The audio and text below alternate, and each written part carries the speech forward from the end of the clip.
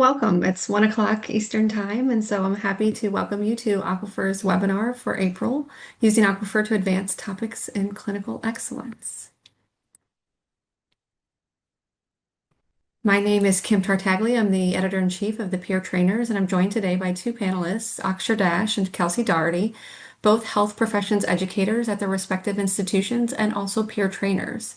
Peer trainers are groups of educators who try to serve as a link between Aquifer and subscribing schools. And one of the ways we do that is through webinars like this. Of course, this is a webinar format, but we want this to be as interactive as you want it to be. So thank you for all of you who submitted questions ahead of time. You're always welcome to submit questions in the Q&A feature, and we have turned on the chat. So we'd like to hear from you. Where are you listening in and from? If it's safe to do so, put it in the chat where you're coming from in your institution. That way we can get to know you and others on the call can get to know who might be near them. Today, we're talking about clinical excellence. And while that's broadly defined, with regards to Aquifer, we think about the clinical excellence case set, which includes 52 interdisciplinary topical cases. You can see the subcomponents that are included in clinical excellence: telemedicine, diagnostic excellence, social determinants of health, palliative care, high value care, and trauma-informed care. And I've put in the parentheses the number of cases for each of those. What's unique about these cases is that they are short, relatively speaking, only taking our learners 15 to 30 minutes to complete, and they're designed for any level of learner. So you can use this in the preclinical phase all the way into advanced topics. And at the end of today's webinar, we'll talk about some implementation strategies.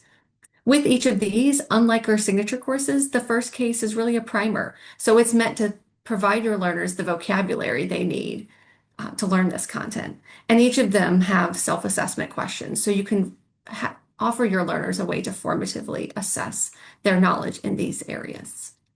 Now we're going to focus on telemedicine, diagnostic excellence, and social determinants of health today, but we encourage you to check out those other areas. When we looked at what types of cases are learners spending the most time in within clinical excellence over the last couple of years, we saw that about 40% of their time was spent doing high value care cases, followed by telemedicine, social determinants of health, diagnostic excellence, and trauma-informed care. And what I thought was quite unique about that is that even though telemedicine only has 4 cases, as compared to high value care's 13, it represents 21% of the cases done by our learners, suggesting that it's a high yield topic for them. Now, before we dive into the content we want to deliver, I'd like to hear from you. So give me a second while I launch this poll.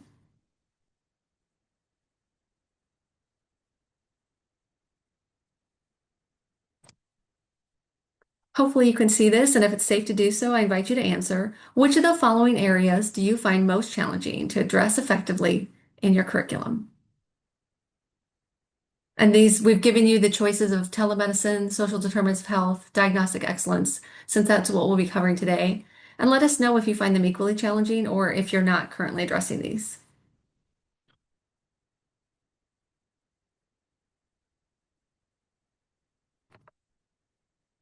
Seems responses have slowed down, so I'm going to share the results. And what we see is that about half of you, a little more than half, have noted that diagnostic excellence is the most difficult, followed by telemedicine and then social determinants of health. Thank you.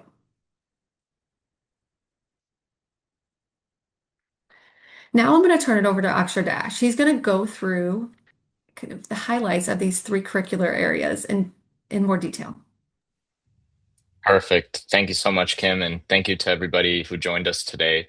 I'm the Assistant Clerkship Director for Internal Medicine at UT McGovern Medical School.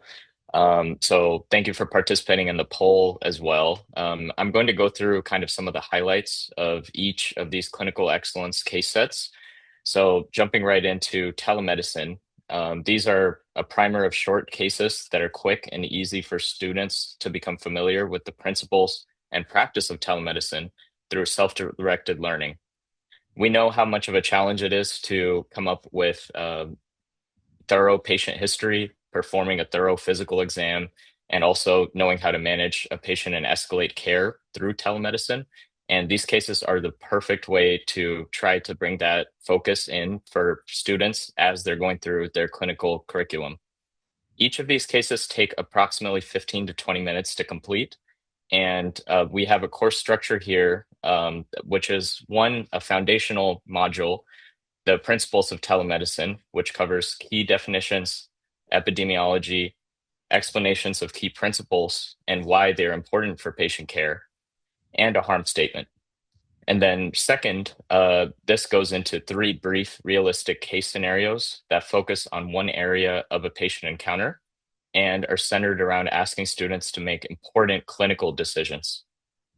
And then afterwards, there is a reflection question that asks students to consider key takeaways, implications for future practice, and for personal wellness. And then to wrap up these cases, there are self-assessment questions and feedback for the case that Aquifer often implements in order to improve case content and structure. And then lastly, in order to help preceptors and educators, we have educator guides that provide case synopsis, differential diagnosis, and a final diagnosis for each case. So we are going to jump into a hearing from one of the authors of telemedicine cases as he explains the purpose for the telemedicine modules and then kind of some tips on how to implement this into your educational curriculum. Welcome, everyone. My name is Amit Pawa. I'm an associate professor of medicine and pediatrics at the Johns Hopkins University School of Medicine. Amongst my many educational roles there, I'm the associate director of the core clerkship in pediatrics, and I'm the director of one of the internal medicine sub-internships. At Aquifer, I'm part of the high value care board as the teaching and learning lead, and I was fortunate to be able to create telemedicine cases and be the editor for the Aquifer Foundations of Telemedicine. Well, a little bit about them. They are free short cases that are made for self-directed learning. So the whole point of many of our Aquifer cases, including telemedicine, was so that students could identify gaps in their knowledge or experience and be able to reinforce those in a different education modality. And so there are 4 short cases that we mentioned, and students can, if they sit through and can do them all in an hour, and if they want to, they can actually pause within each one as well and be able to do them even if they're lacking time. Cases are aligned with the AAMC telemedicine competencies, which came out as telemedicine was increasing in use. And we were realizing that learners of all levels were using telemedicine. And then they were peer reviewed and created by many of our medical educators in the Society of Family Medicine, who started a lot of the telemedicine education, as well as some of our friends in the clerkship directors of internal medicine. So there are 4 cases, and I'm going to go a little detail in each one. So the first one is an introduction. So it talks about setting up telemedicine, the laws around telemedicine, and we were very careful to make sure that the laws were going to be applicable during all the changes that occur during our public health emergency as it goes in and out. The next part focuses on building a history. The third case is a physical exam, and the screenshot featured here on the slide is from that case. The Aquifer cases that we used this time were the first time that we were using videos, and a lot of it had to do with the fact that telemedicine requires a lot of video use, and we were wanting to make sure that we emphasize that part in here and taught students with modeling. And one thing that I found at Hopkins was that a lot of students were asking for physical exam because it's something that they weren't getting taught very frequently within their courses and in-person didactics. And the last part focuses on escalating care. So some tips for using telemedicine cases. So really these were designed to prepare students in all health professions for their clinical rotations. When we designed them, I was thinking more that these would be for pre-work for a didactic session. So our students begin their clinical rotations within their first year. And a lot of these can be used before they engage in telemedicine because they're doing it from day one when they start on their clinical rotations.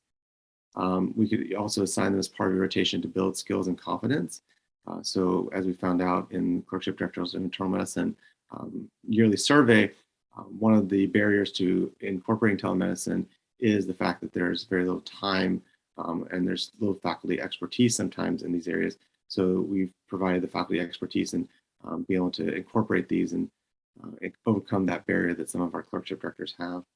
And then it could be just recommended as a reference or something to go back to if a preceptor wanted a student to review something or reinforce a teaching tip.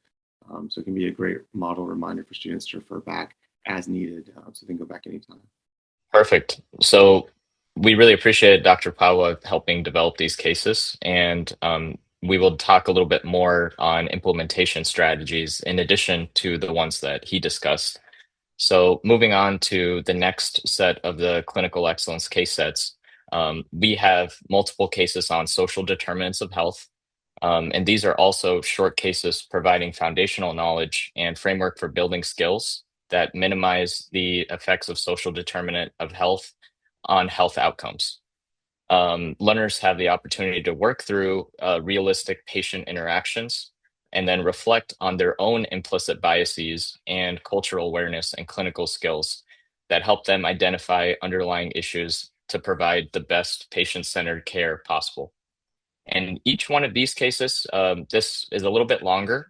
They take about 25 to 40 minutes to complete. And the course structure of these cases, very similar to the telemedicine case set, is first, we have a foundational principles module that gives an introduction to the key principles and concepts of social determinants of health and key definitions. Second, we have realistic case scenarios that present clinical scenarios to explore language and poverty as social determinants of health. And then it asks the learner to discuss a reflection question and consider key takeaways, implications for future practice, or personal awareness. And then next, we have our self-assessment questions and gives the learner time for user feedback that we implement in order to improve the cases for the future. And then approaching it from an educator standpoint, we have guides on case synopsis, differential diagnoses, and final diagnosis for each of these cases, in addition to a fantastic facilitator guide, which can help you do sort of a flipped classroom 60-minute active learning session and really encourage student participation while going through these social determinants of health modules. So let's talk a little bit more about how we can implement some of these modules and discuss a little bit more about the content that's inside of these cases. So hi, I'm Sherilyn Smith. I'm the Aquifer Chief Academic Officer and a professor of pediatrics at the University of Washington. And I'm going to talk to you today about the social determinants of health cases that we have. So our cases are free to all teachers and learners. They're appropriate for all healthcare students. And there are 3 short cases. Students can complete all of them in about an hour. And I'll tell you that I worked with some wonderful students, so they're right at the perfect level and really super meaningful for students to complete. They're designed to provide foundational knowledge and so show some realistic clinical application of concepts in specific scenarios. It's an opportunity for students to reflect on implicit biases, cultural awareness, develop communication and clinical skills for patients' care that they can directly translate to every patient that they take care of. So what these cases look like are pretty similar to other Aquifer cases. The first case is an overview of what constitutes social determinants of health and its effects on patients. And these are the broad concepts, those foundational ideas that all students need to know. Cases 2 and 3 are our clinical scenarios or application cases. And you can see here that we focused on language as a social determinant of health and poverty as a social determinant of health. You'll see both of the cases are pediatric, but these are concepts that can be applied to all patient ages. And I really encourage you to help your students think about that. We also have an active learning session that accompanies the cases with a facilitator's guide, slides for the students to apply the things that they have learned in these 3 cases to a new scenario. So how might you use the social determinants of health cases in your curriculum? You can use them through the whole curriculum in a big variety of ways to help prepare students for clinical rotations from the very first day of their training in clinical skills courses or transitional to clinical rotations courses.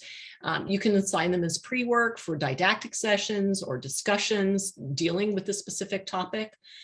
Assign it as part of your other rotations to build skills and confidence. You can add these to Aquifer custom courses. And then remind them that they are here and they can be used as a reference. Once students complete these cases, they can download the PDFs and the knowledge will be able to follow them throughout all of their rotations.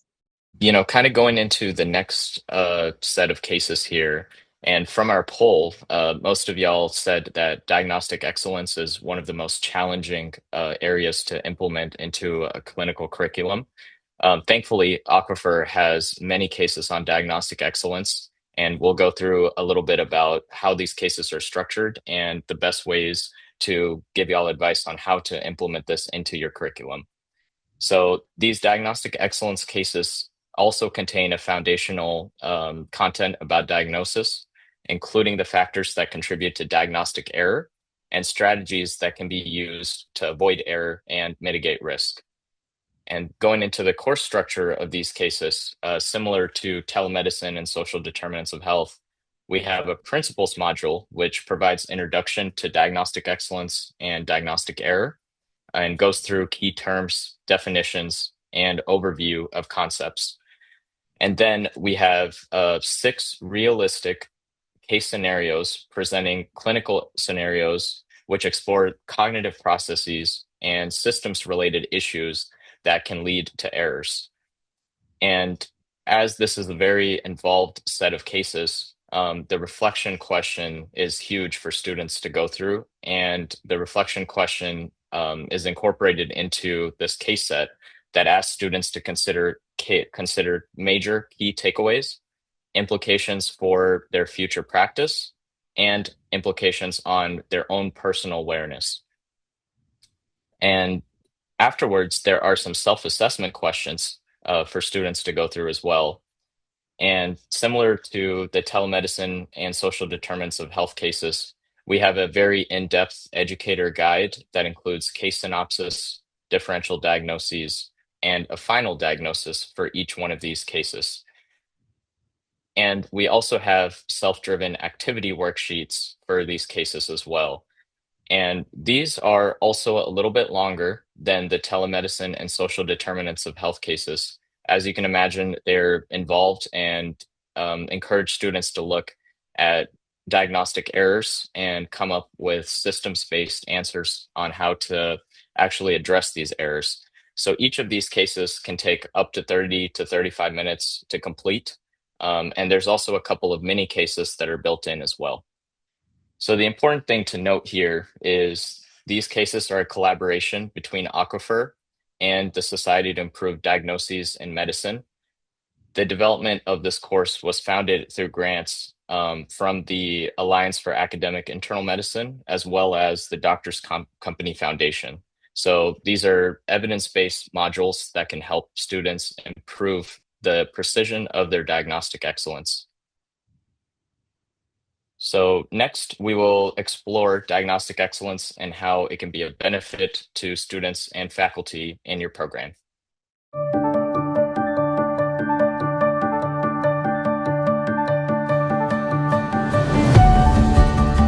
So my name is Andrew Olson, and I'm a medicine pediatrics hospitalist at the University of Minnesota. My academic work all focuses on diagnosis and the science of diagnosis and how human cognition works with a really fallible and imperfect healthcare system to affect diagnostic safety.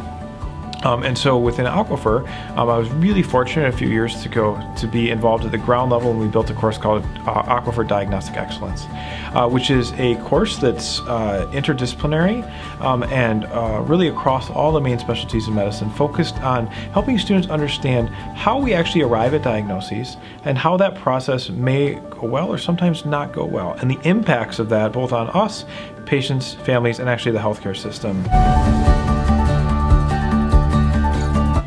So we started with the learning objectives that were developed with a sister organization, the Society to Improve Diagnosis in Medicine, and then really got a group of interprofessional educators together to write those cases.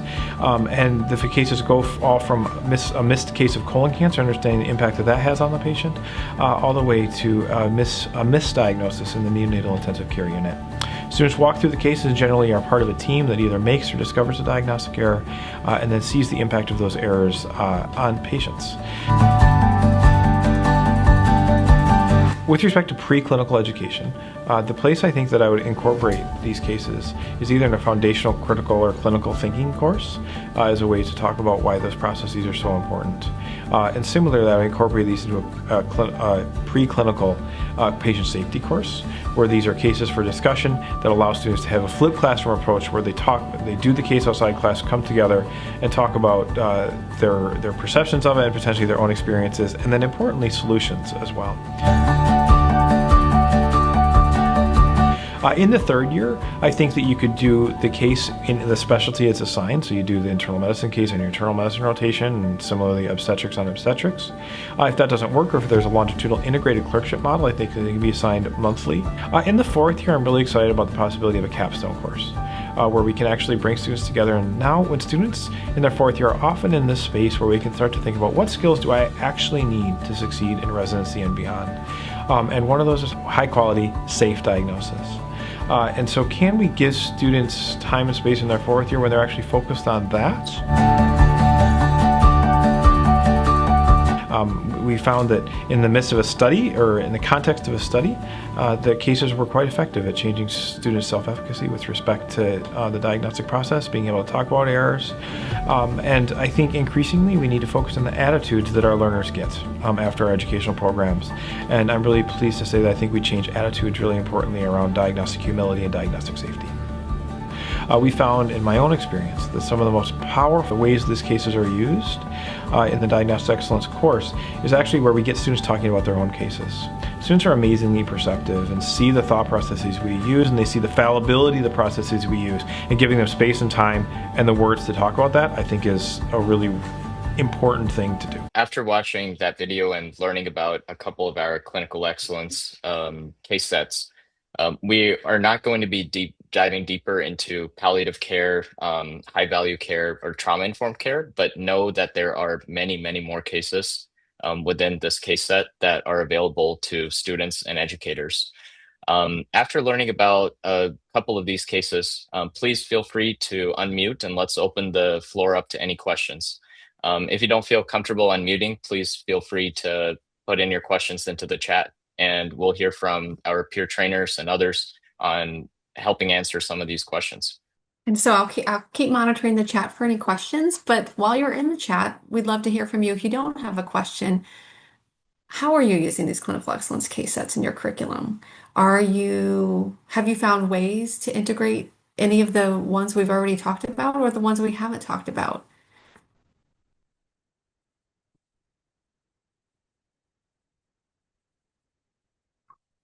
I see from Corky Lehman, they use the social determinants of health modules in Cincinnati as pre-work for a blog assignment for social determinants of health in pediatrics.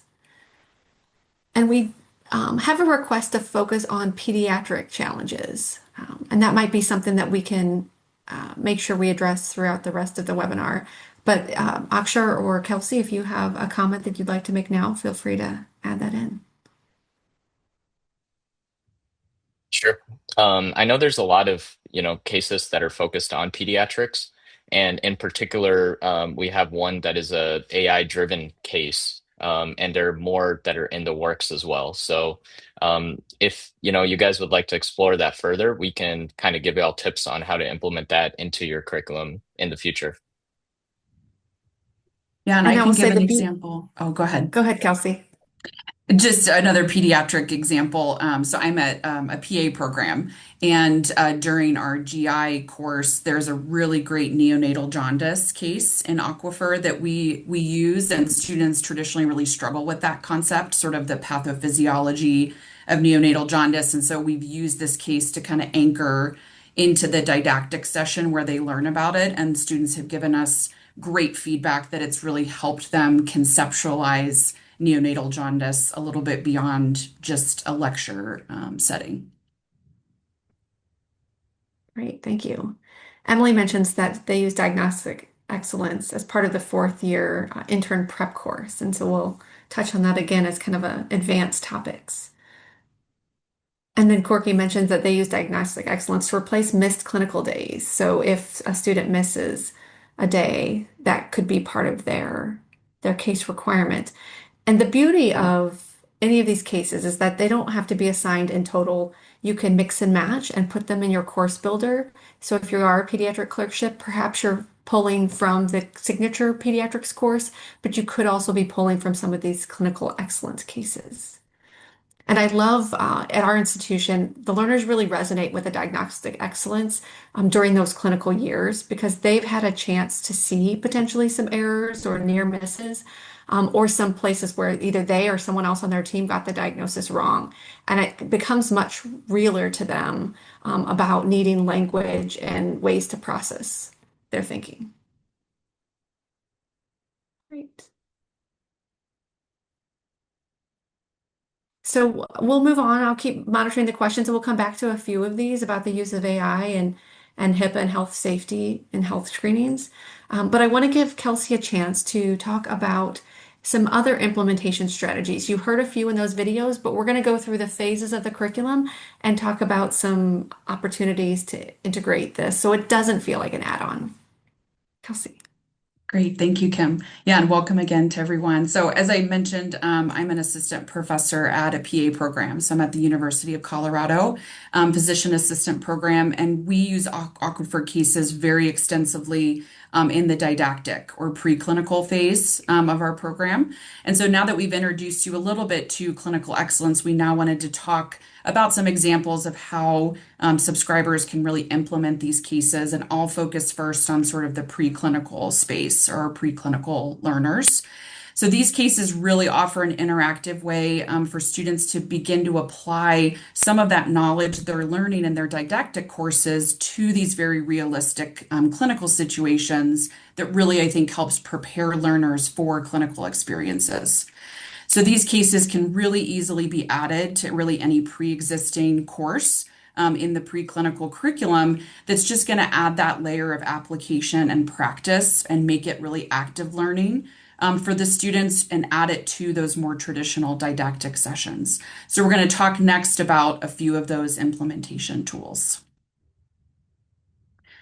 So when you go to the next slide, these are just two of the tools that we wanted to highlight. So the one on the left is what we call the case analysis tool or the CAT. And so these are going to be educational tools available on the Aquifer website and included with an Aquifer subscription. That's going to be some ways for educators to add these Aquifer cases into their preclinical curriculum without having to start from scratch. We all know we're very busy as faculty, so this is really some kind of plug and play concepts for educators to use that's going to focus on active learning with these cases. So that first example on the left, the CAT tool, this is a worksheet that guides students through the process of clinical reasoning within an Aquifer case. So students can be assigned Aquifer cases sort of as pre-work to work on independently. And then they can be instructed to fill out this worksheet as they're working through the case. And what this worksheet does is help students systematically analyze the case as it unfolds. So develop a problem statement, construct a differential diagnosis, propose diagnostic or treatment plans. And so this worksheet's really best suited for either independent or formative learning during that preclinical phase. It also can support self, peer, or instructor evaluation. So students can be asked to submit this worksheet that instructors or faculty can look through and provide some feedback to the student. So again, it really helps guide those early preclinical learners who may not have a lot of clinical experience yet. The second example on the right is the case debriefing template that was developed at our PA program at CU, and it's also available on the Aquifer website. So similar to the CAT tool, students can be assigned a case as pre-work that they work through independently, and then they fill out this debrief template as they're working through the case that provides a structured format for the post-case review and discussion. So after the students complete the case and this worksheet, a formal debrief of the case is led by a faculty member with the entire class. And this can be done in person. We shifted very easily during COVID to have this be virtual. So this can easily be done virtually as well. And really the debrief can be anywhere from 30 minutes to an hour, depending on the complexity of the case and the content that the faculty member wants to highlight from the case. Below that screenshot of the template is a link to a PowerPoint template that's really a plug and play tool where faculty can add the content in that they want to discuss during the debrief session with the students. So at our program, often we're using this case debrief time to really highlight important clinical reasoning skills, right? So developing an appropriate differential diagnosis or a treatment plan. Other ways that we've used this is a way for students to practice their summary statements. So we actually get them into small groups during the debrief and they share with each other a summary statement of the case.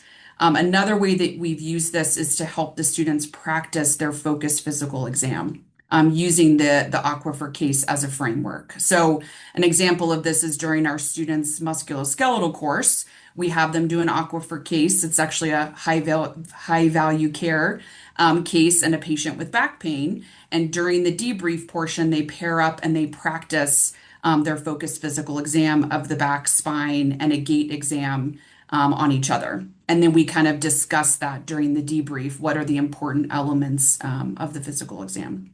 So we've really found in our program that combining the students' independent work through the Aquifer case, followed by this formal class debrief, really augments the learning for the students. And then providing this standardized debrief template ensures that all of our faculty are doing these debriefs the same way, kind of in the same format. And so the students sort of know what to expect. So that's just a little bit about some of the tools that we use and others have used for the preclinical curriculum. So now I'm going to hand it back over to Akshar to discuss some implementation strategies for the clinical curriculum. Awesome. Thank you, Kelsey, and thank you for the examples that you provided as well. We know the transition from pre-clerkship to clerkship is one of the most challenging transitions that medical students, PA students, and others go through during their clinical training. So how best can Aquifer kind of help equip students for this transition? I'll be going through a couple of examples of how we can implement these case sets into this transition in order to best prepare students for the next step of their clinical training.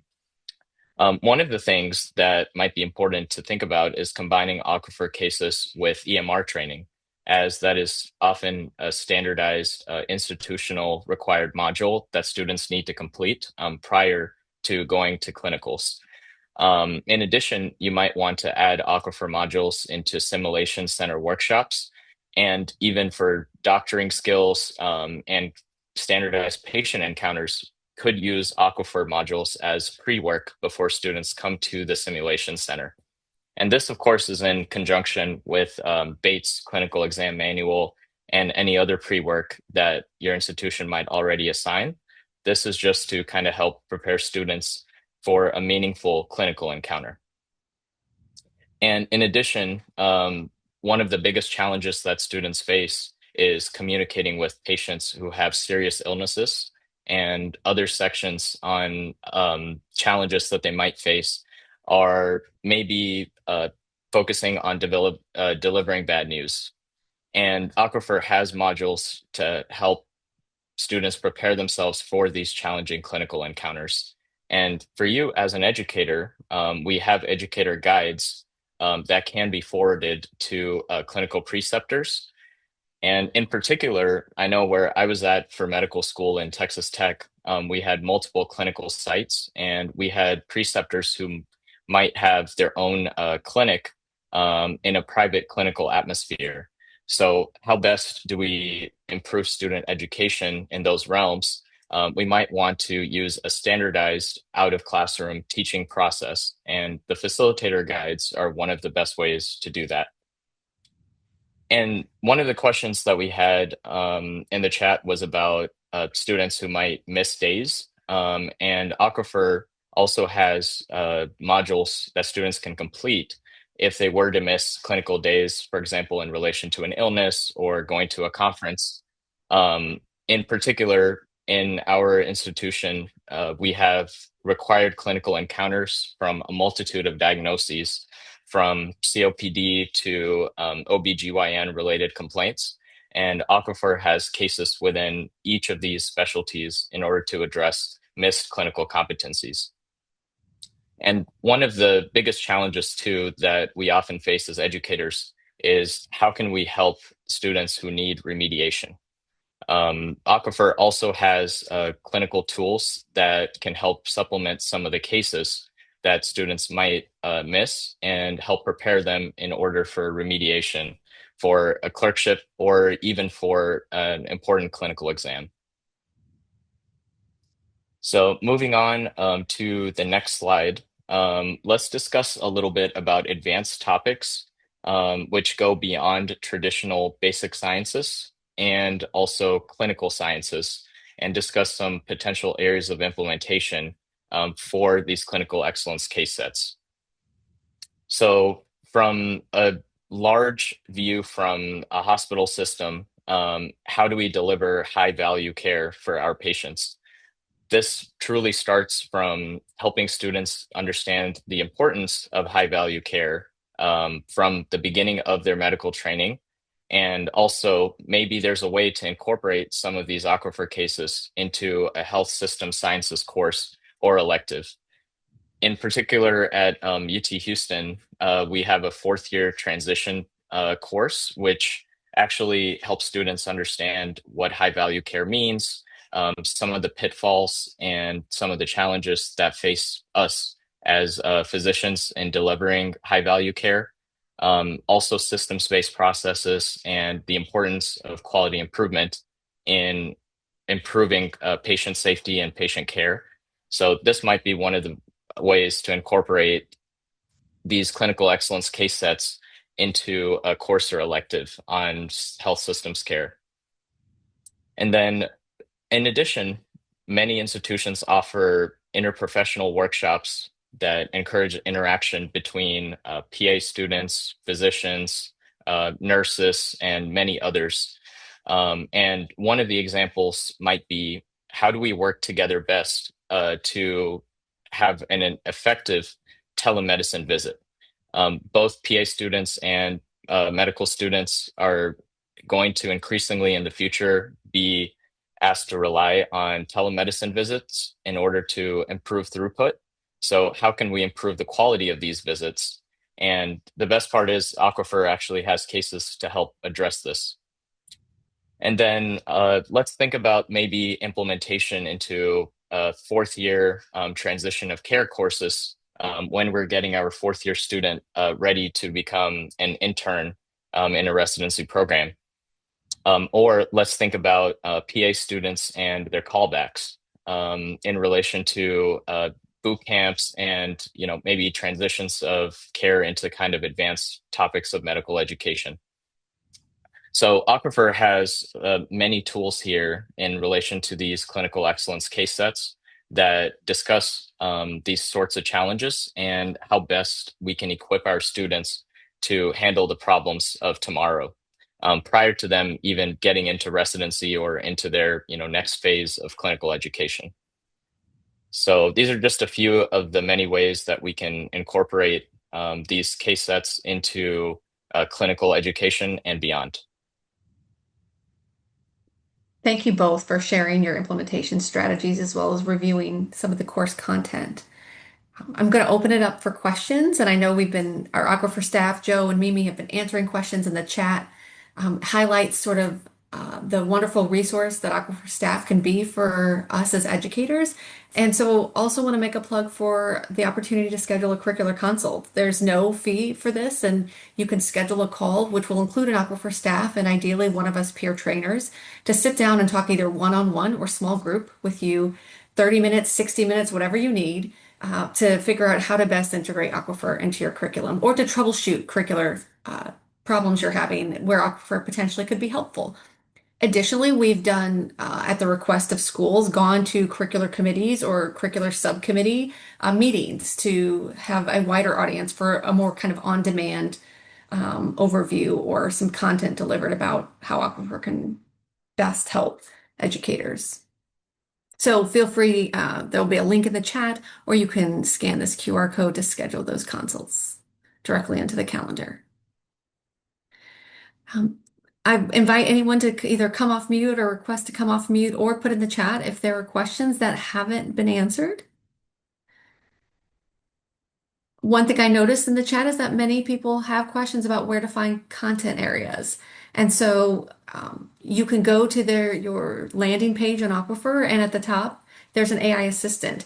If you don't know where else to go, I would start with that AI assistant and type your future questions into that. Again, if you're not in a curricular consult or in a webinar with us, you can go there and potentially get your answers, or you can click over to the left to the content library and feel free to search around. We really want you to be able to customize Aquifer to fit your needs. And so those are two ways that I recommend getting started.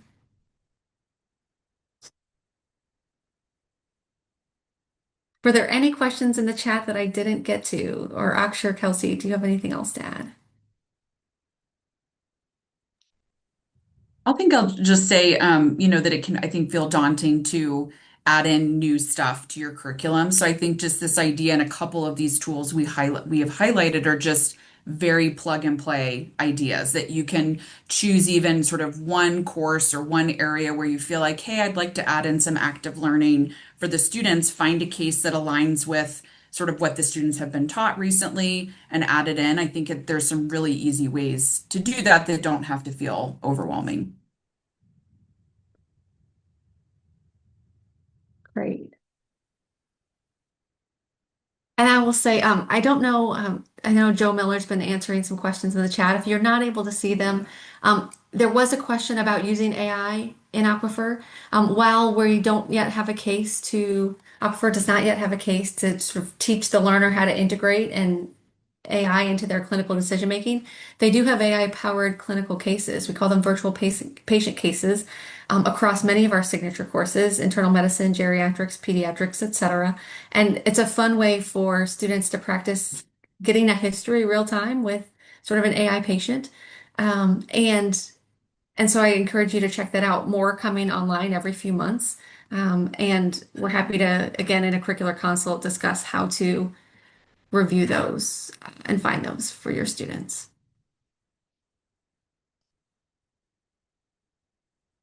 Great. And there's a question about Aquifer availability for OBGYN. There is OBGYN cases that were published last July with, I think, the final I think we have the full suite of cases. We also have a formative assessment called Calibrate for OBGYN that students can kind of check their learning.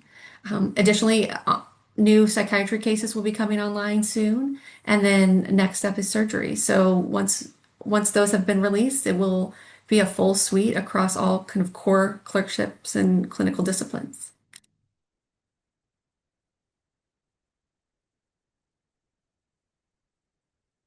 Any other questions?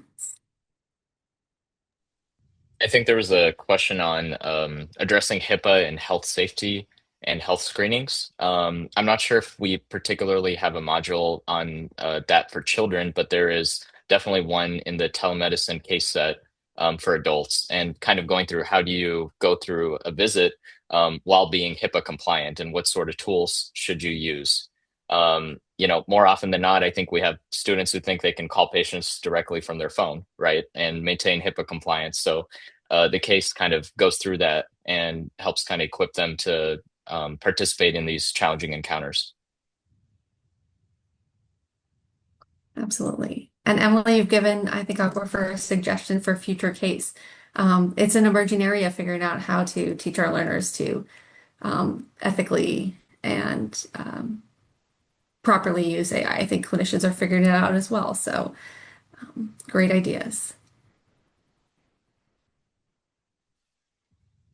Yeah, and I know increasingly more health systems are encouraging the use of their own possible version of open evidence or some other AI-based tool.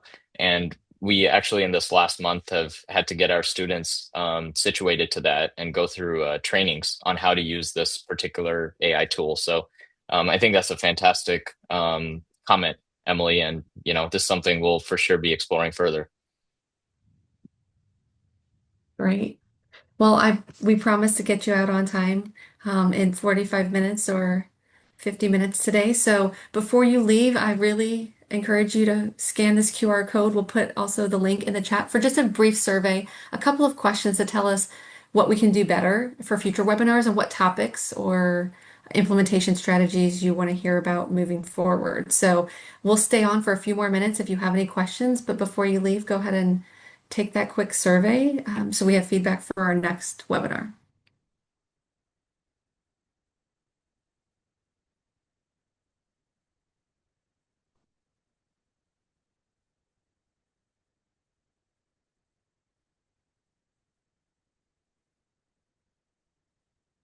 All right, thank you everyone for joining.